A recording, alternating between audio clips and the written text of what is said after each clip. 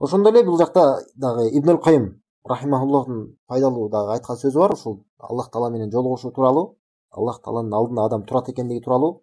Ал айтат: "Иннал абда яқфу бейна ядай Аллахи таала мауқифин азими." Пенде дейт, пенде Аллах Тааланын алдында эки бир улуу учурда турат дейт.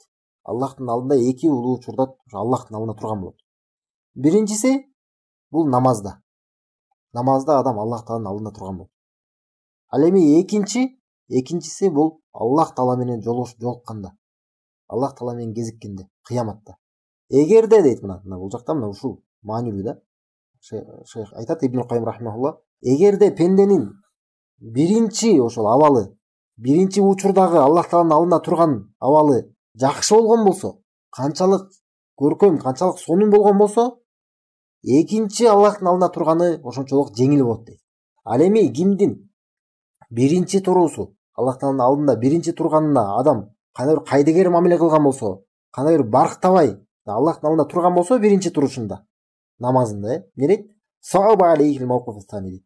Экинчи Аллахтын алдында туруусу ал үчүн оор болот дейт. Ал үчүн оор болот.